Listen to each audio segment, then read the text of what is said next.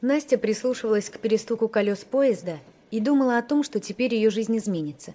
Она не будет лучше или хуже, она будет просто другой. Месяц назад Насте исполнилось 19 лет, и ее любимый и единственный дед Андрей, с 5 лет воспитывавший ее, сказал: «Ну что, внученька, все, что мог, я тебе дал. Жить научил. Сама знаешь, каково мне с тобой расставаться. Однако и держать тебя в нашей лесной глуши я больше не хочу. Вот деньги.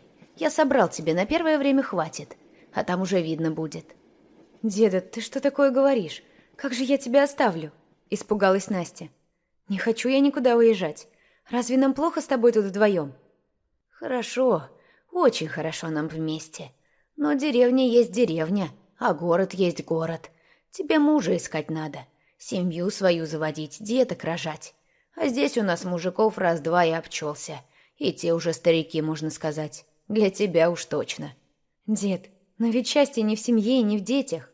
«Да? А в чем же еще?» «Нет, Настенька, что ты мне не говори, о счастье именно в семье. И никак иначе.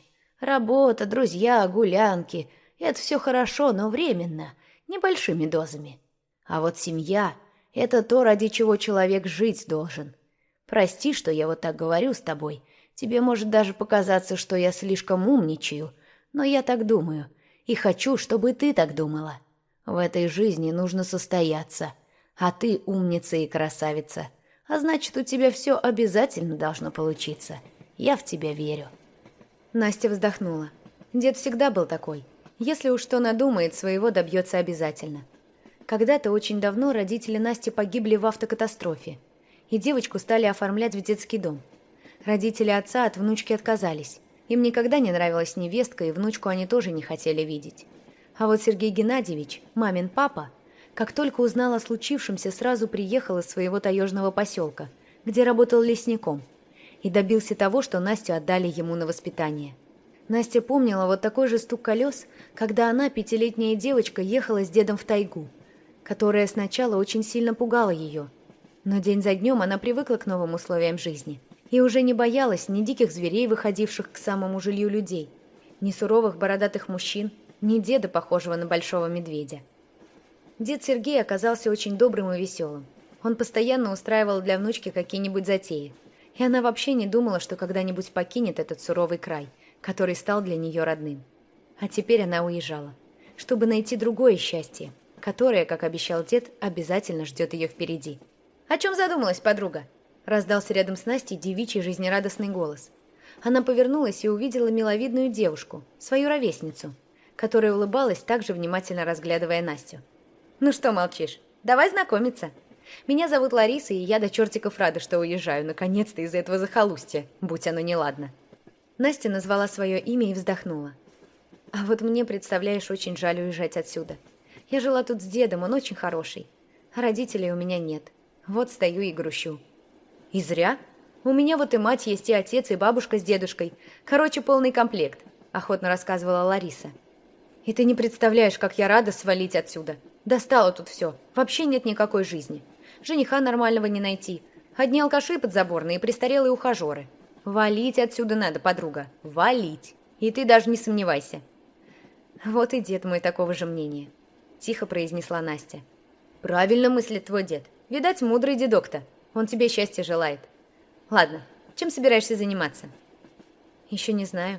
Постараюсь найти какую-нибудь работу», — проговорила Настя. «Потом подберу курсы, буду учиться.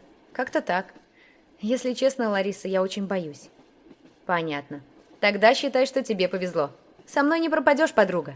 Смотри, мой дядя работает комендантом общежития при фабрике по производству изделий из кожи и кожзама. А его жена, моя тетка, трудится в одном из цехов этой самой фабрики мастером. Представляешь, какой у меня блат? Я вот как приеду, так сразу обеспечена и жильем, и работой. Присоединяйся, ты мне понравилась. Мы подружимся, правда. Попросим дядю, и он поселит нас в одну комнату. Будем жить припеваючи, Настюха. Только условие». «Какое?» «Женихов у меня не отбивай, а то ты вон какая красивая». «А ты?» «А я что? Я девка дородная, деревенская. А таких, как я, парни как черти от ладана разбегаются». Девушки расхохотались и обнялись. «Боже мой, Лариса, как я рада, что встретила тебя. Я бы точно там пропала одна. А теперь верю, что у нас с тобой все получится». «Еще бы! Конечно, даже не сомневайся. Дорогая моя, даже не сомневайся. Родственники Ларисы встретили девушек приветливо, и первые несколько дней они жили в их квартире.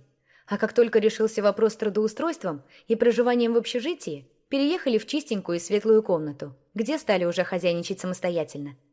Девушки вообще жили очень дружно, никогда не ссорились и делили бытовые хлопоты поровну. При всех достоинствах Ларисы она совершенно не умела готовить, и эта обязанность целиком и полностью легла на Настю. Однажды девушки гуляли по вечернему городу, наслаждаясь хорошей погодой. Как вдруг какой-то мужчина выдернул у Насти из рук сумочку и бросился бежать. Девушка закричала, и тут же наперерез к хулигану кинулся какой-то парень и сбил его с ног. Несколько тумаков успокоили отбивающегося негодяя. Потом он получил увесистый пинок и, прихрамывая, скрылся за угол. А к ошеломленным подругам подошел черноглазый красавчик и протянул Насте сумочку. «Ваша?» «Ой, спасибо большое! Как здорово вы с ними справились! А тут у меня все, и деньги, и документы. Что бы я делала?» — волновалась Настя.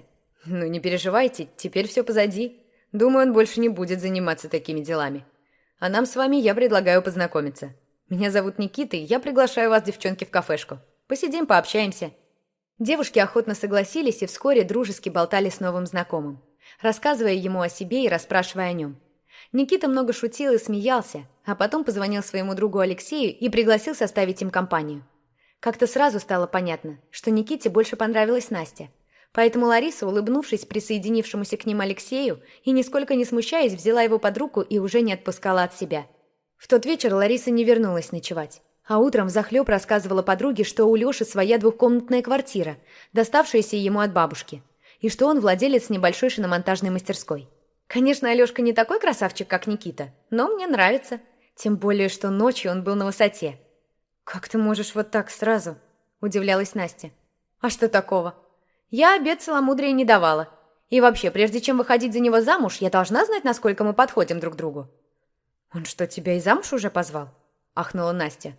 «Ну нет еще, но позовет, куда денется. Это дело времени. А я уж своего не упущу». Щелкнула пальцами Лариса и расхохоталась. Настя тоже смеялась вместе с подругой. Неунывающая Лариса всегда заражала ее своим оптимизмом, и от этого становилось так легко и светло на душе, что девушка не переставала благодарить Бога за такую чудесную подругу. Прошло полгода. У девушек все было прекрасно, и на работе, и в личной жизни. Лариса теперь часто ночевала у Алеши, а Никита оставался у Насти, и она знала, что он собирается сделать ей предложение, и была счастлива.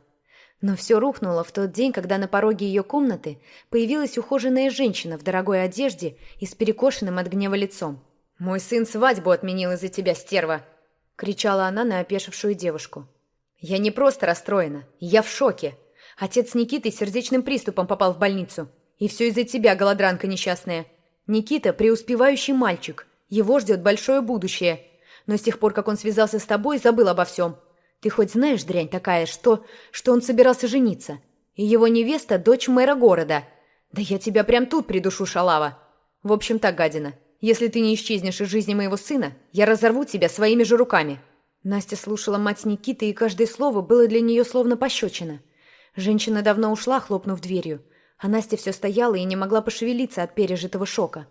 Через пару часов в комнату тихо вошел Никита и обнял плачущую девушку. «Я не знаю, что делать, Настя. Мать просто в бешенстве, и отец тоже. Он вообще свалился с приступом. Я и не думал, что для них это все так серьезно. Понимаешь, они все всегда решали за меня. И невесту мне выбрали сами, даже не задумываясь, нравится она мне или нет. Богатый человек у них априори не может быть плохим. А вот бедные все поголовно сволочи. Мать пригрозила, что если я тебя не брошу, она лишит меня всего и выставит на улицу. Но я не знаю, смогу ли я так жить и нужен ли я буду тебе». «Дело не в деньгах, Никита», — рыдая проговорила Настя. «Мне жаль твоего отца. Его здоровье дороже, и если он умрет, ты меня никогда не простишь. А потому нам лучше расстаться здесь и сейчас. Езжай к отцу, не ломай им и себе жизнь. Они страдают».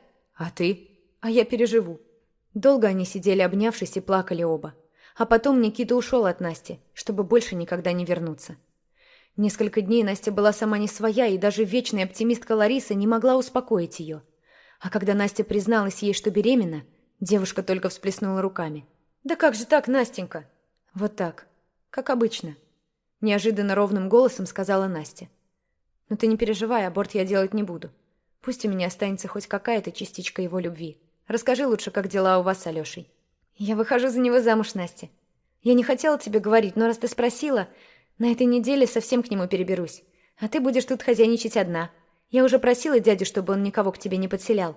Одна. Эхом отозвалось в душе Насти небрежное брошенное Лариской слово. Одна. Как же больно быть одной. Прошло 9 месяцев. Настя родила сына Илюшу и вернулась из роддома в общежитие. Капризный малыш чувствовал постоянную тоску матери, плохо спал и постоянно плакал. В конце концов, комендант общежития попросил Настю найти себе другое жилье. Вечно плачущий ребенок мешал остальным проживающим отдыхать и ночью, и днем. Собрав все, что у нее было, Настя съехала в самую дешевенькую однушку на краю города, которую только смогла найти. Квартирка была в старом бараке. Сняла ее Настя у каких-то алкашей по совету сторожа их общежития. А выхода другого не было. Не ночевать же на улице. Денег у нее больше не осталось. Не на что было купить продуктов. И вот Настя совсем опустила руки. У нее пропало молоко, а детское питание стоило так дорого, что она не могла купить его. Беспомощно девушка подносила сына к пустой груди, но откуда было взяться молоку, если сама Настя не ела уже 3 дня? Настя умирала. Ее новорожденный сын лежал голодный и кричал. Им некому было помочь. Но вдруг раздался громкий стук в дверь. Неохотно девушка поднялась и открыла дверь. На пороге стоял ее дед. «Что ж ты, Настенька, не сказала мне ничего?» Напустился он на внучку, всплеснув руками. «Слава богу, твоя подруга Лариса мне написала. Адрес-то она не знала, ты же не дала ей. Запретила мне писать. Хорошо, что она знала название деревни.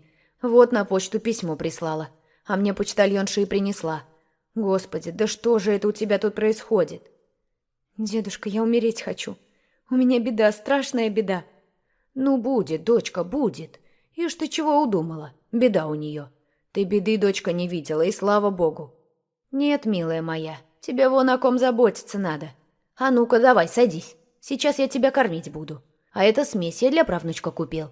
Тут вот все, и бутылочки, и памперсы. Это ж кто тебя научил руки-то опускать? Я тебя такому не учил. Ай-яй-яй». Целую неделю дед Сергей выхаживал внучку Настю и правнучка Илюшку. А когда они окрепли, увез их домой, в свою деревеньку. Там Настя совсем отошла. Снова похорошела, поправилась, научилась радоваться жизни и своему сыночку. А потом случилось настоящее чудо. Однажды возле их дома остановилась машина, и оттуда вышел Никита. Он решительно направился к дому, а когда увидел Настю, упал перед ней на колени и стал просить прощения за все. «Я отказался от всех, уехал, и больше туда не вернусь. Я хочу жить с тобой и нашим сыном.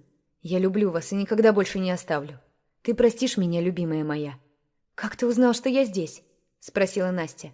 «Я искал тебя в городе, но ты уехала. Лариса подсказала мне твой адрес. Она, кстати, Алёшке двойню родила. И обещала, как только дети подрастут, приехать в гости. А теперь покажи мне моего сына. Я так хочу его видеть». Дед Сергей, как увидел Никиту, так и засиял от радости. «Неужели смог оторваться от мамкиной юбки? Неужели решился?» – подшучивал он над Никитой. «Смог, дедушка Сережа. Ради Насти и сына я все что угодно смогу». «Вот это правильные слова. Слова мужчины. Хороший ты парень, Никита. Принимаем тебя в нашу семью». Старик улыбнулся и похлопал парня по плечу. Так Никита остался с новой семьей. Вместе с дедом Сергеем он занялся фермерством, и их дело быстро стало набирать обороты. А когда же малышу исполнился год, в их дом пришли новые гости – отец и мать Никиты. Они попросили прощения и умоляли разрешить ему видеть внука. Настя не стала вспоминать причиненное ей зло и улыбнулась им. Любовь победила, и Настя была этому очень рада. А большая семья – это счастье, ведь так всегда говорил ее любимый, мудрый дед.